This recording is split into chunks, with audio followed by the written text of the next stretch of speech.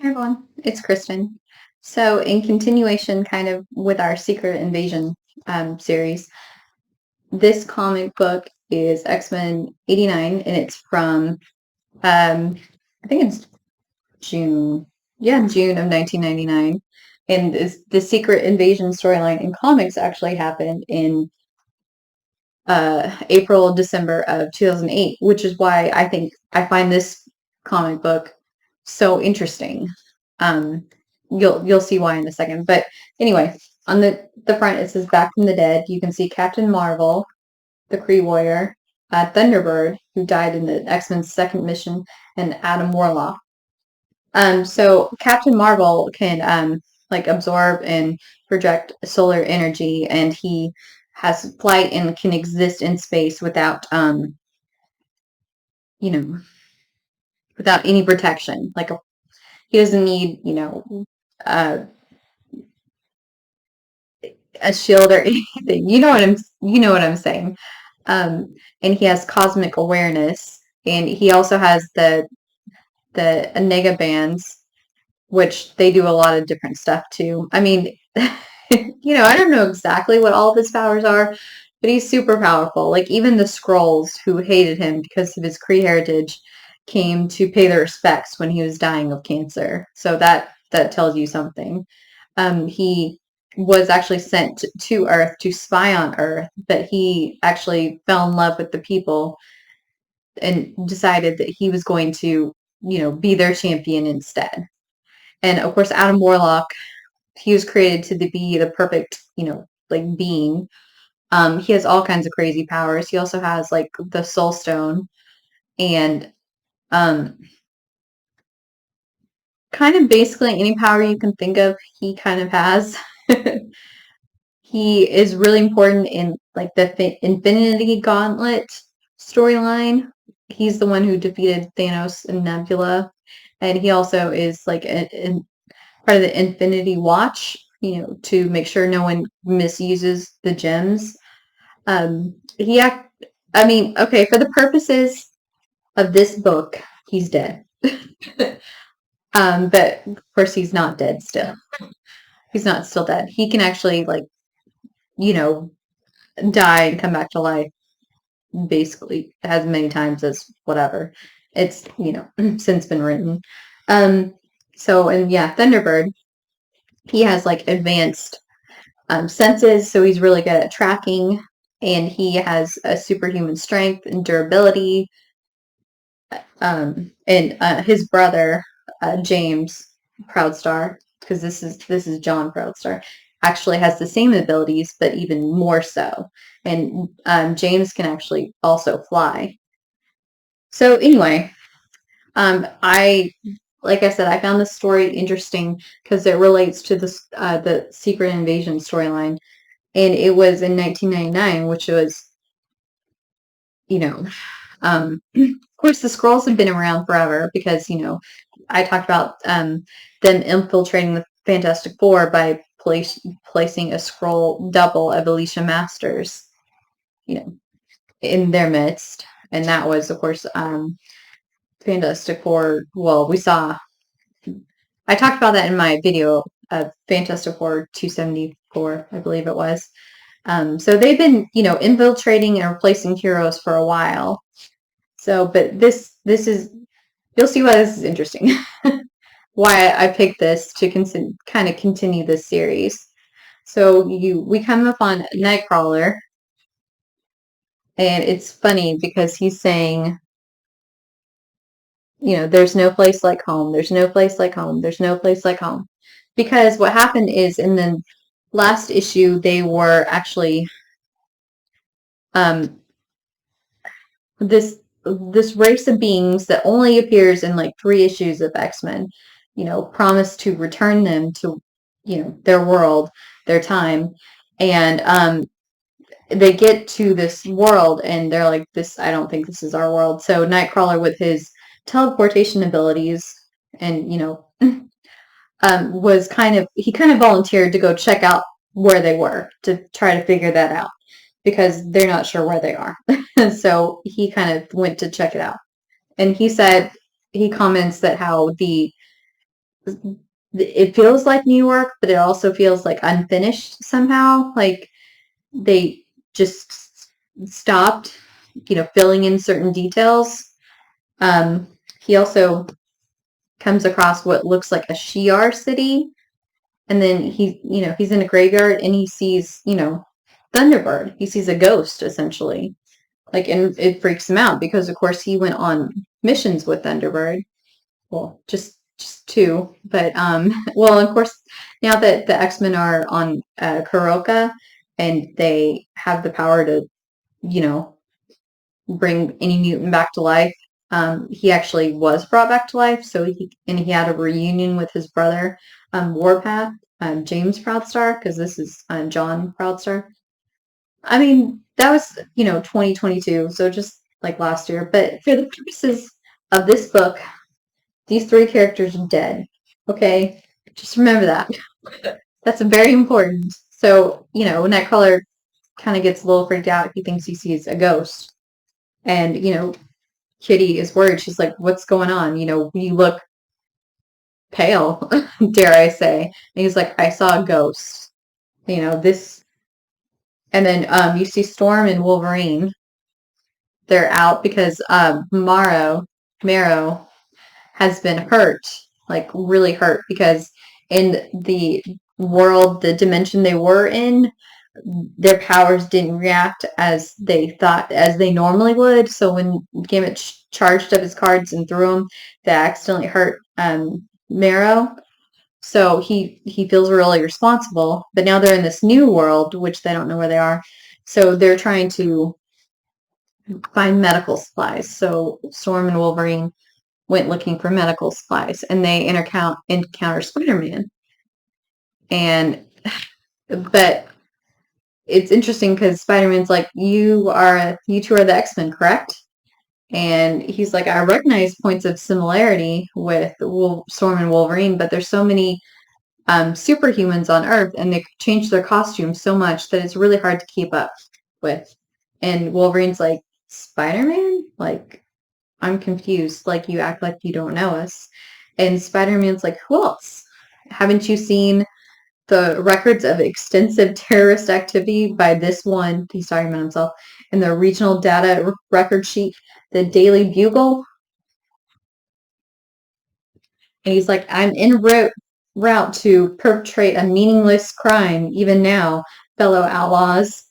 But I can spare you some time to assist you in your own, campaign first. And they're like, it's okay. We're good. And he's like, okay, understood. And he webs off, which, that in itself was weird because Spider-Man acted like he didn't know him and he was kind of talking about himself in the third person.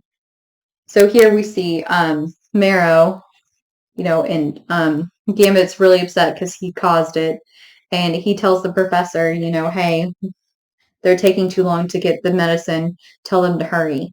And Charles says, I can't. There's some kind of like static, some kind of interference, like interfering with my powers. Like I can't reach them.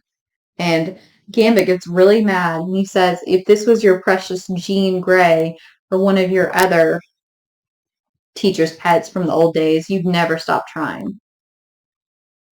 Which, he's got him there. I mean, Professor Xavier definitely had his favorites. And Gambit goes on to say, like, Marrow's just a stain on your pretty portrait of the Xavier Institute, isn't she? Because, of course, she's Morlock. And Colossus has to finally hold him back. And Gambit, apologizes. And he said, this is just the latest mistake in one of many that I've made. And he said this could be the worst mistake I've made so far because she's gravely injured. And then we see Nightcrawler fighting Thor, and you see Cyclops and Vision. Everyone's, fighting each other.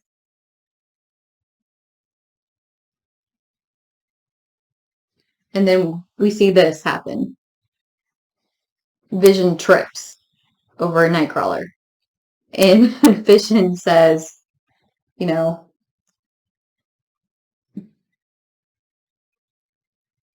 sorry, my screen went blinked for a second. I was like, what's going on? Okay, I think it's back. Anyway, so Vision's like, what the heck, Nightcrawler? Why'd you do that for? And like, are you supposed to trip everyone? I seriously doubt that's in your brief. And Nightcrawler says, I apologize, but they haven't figured out how to um, duplicate his teleportation powers. So he has to use a flash brimstone grenade or generator and then turn invisible so everyone thinks he teleported. And Vision's like, well, we may as well, quit with this exercise because we've lost all important credibility. We've lost the all important credibility factor. So we should just quit, for today. And Captain America says, I'm sure I can't help but point out, as the real Captain America would, that, these kind of things, the incredible, are so often part of, the terrain of the Terrans and part of their, basically part of their persona, what makes them so special. And there's still something to be gained by continuing this run through. And Captain America says, I say we vote. And Kitty says, you would say that. Or Vision says, you would say that. And Kitty says, this is no spirit world, Kurt. It's some kind of convert training ground for imitation heroes. See, they're hiding and looking. And Kitty has an idea. She's going to infiltrate the group by posing as, her doppelganger.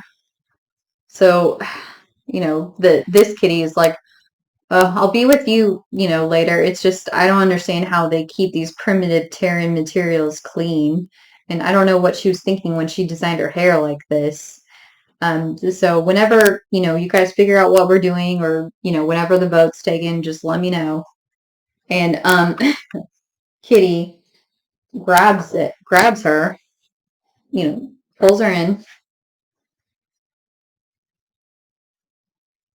and they fight, and her phasing power, like, short circuits her somehow.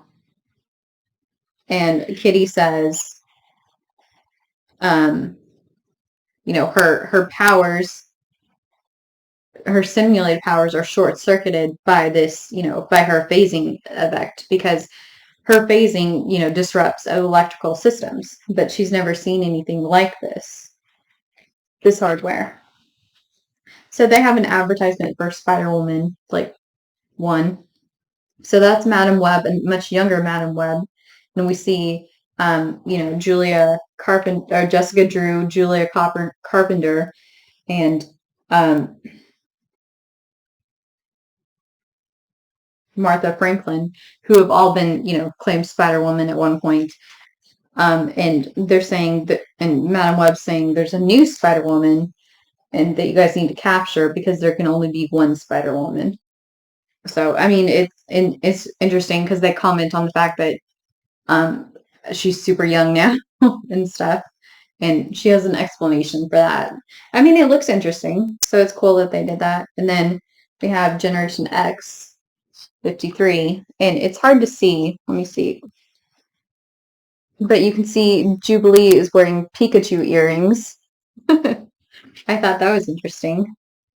So basically, the school's run by Emma Frost's sister now, and she's all about getting this sword back, from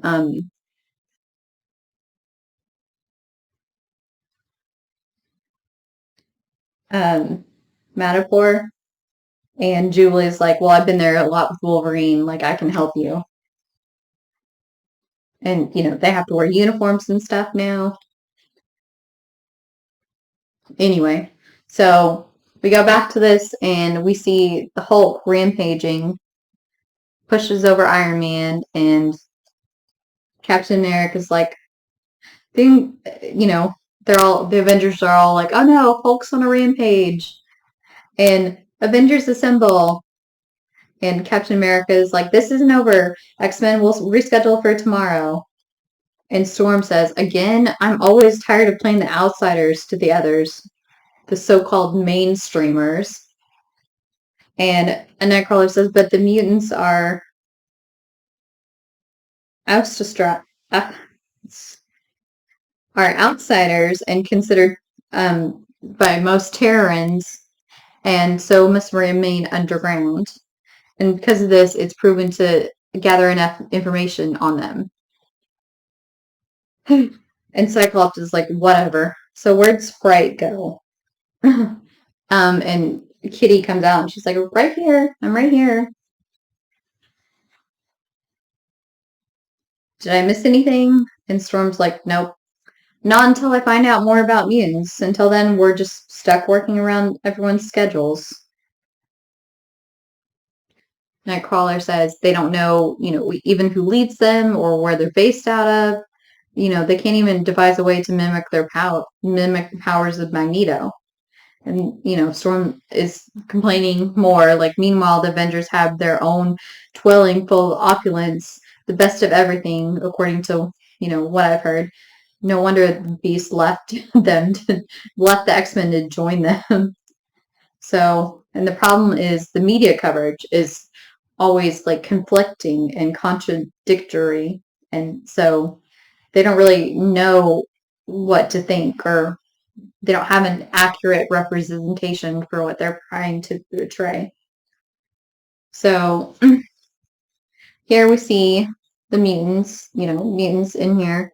They have just like, the Avengers have a real base. They just have this. So you see Juggernaut, Danny Moonstar, Cannonball, Colossus Havoc, Angel, Blob, Magneto, Mesmero, Toad, Iceman, and Sunfire. And this is actually Polaris. That's her costume from when Eric the Red, like the Shi'ar agent, actually had her under his control. You can tell by the kind of Shi'ar design. She's had a lot of costumes over the year. I guess everyone has. Everyone's had a lot of costumes. And so Kitty's like, wow, they're sitting in here watching, news broadcasts of us, but they're old broadcasts. Like, I don't understand what's going on. And Xavier's trying to probe this Kitty's mind, but he can't. There's some kind of shield blocking him, which, he doesn't understand. And here we go back to Kitty watching them watch the broadcast. And like this, it says this, mutant appears to have a Russian accent, according to bystanders. And we see, White Queen and Kitty kind of slinks away to get out of there because she, doesn't want to get caught. She wants to find, she says, the Wizard of this Oz. So, because, Nightcrawler made that, there's no place like home on the very first page reference. So she made the Wizard of Oz reference, the man behind the curtain, who's ever behind this. So she runs into Thunderbird, and she's like, I never worked with you. I'm not scared of you.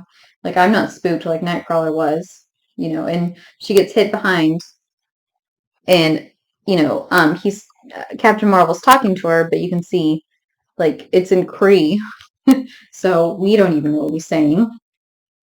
And Adam Warlock says that he said that's a warning shot, but we can't allow you to leave. And so she tries to phase away, but his soul gem power disrupts her, so she's out cold. And we see Storm Wolverine coming by, and they run into Human Torch, and he's like robbing a hospital. That's really low, even for you guys. And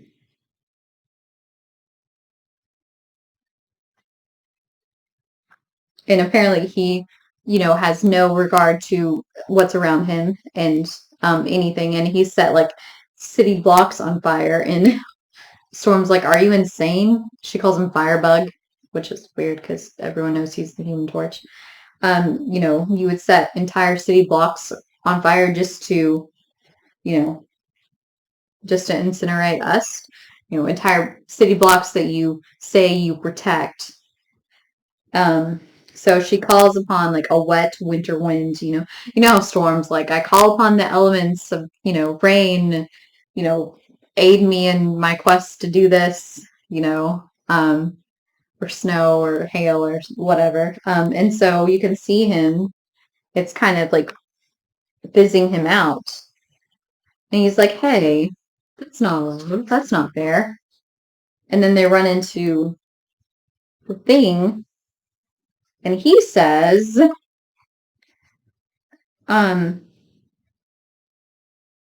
we got rules here, You're not allowed to mess with the facsimulator mechanism like that.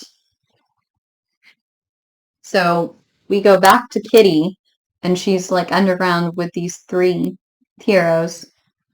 And they're like, why are you, how did you find us? She's like, I wasn't trying to find you. I just, stumbled across you. And she's like, and they say, liar. How could you turn your back on us? How could you eliminate one of your own? How could you know, and then he says, how cold and cruel you are, prepared to eliminate your own. You are like us, a Skrull. And at that moment, Xavier also figures out that she's a Skrull. And Colossus is like, Skrulls, but he said, but this must be their home world. And Nightcrawler says, but it can't be because our files say that it was destroyed by Galactus himself.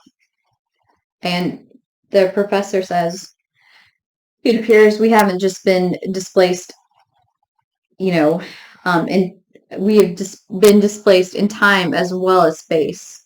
We are here before Galactus has attacked. We must move quickly before, and then they notice that Gambit and Marrow are gone because Gambit got tired of waiting for, the other X-Men to bring back supplies. And then they see,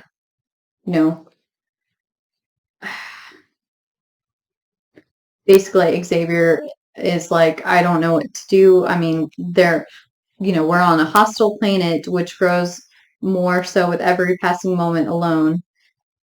And Xavier's like, we are too. I'm afraid. Legions of alien soldiers committed to apparently infiltrating our world, even as the most powerful being in the universe makes his final.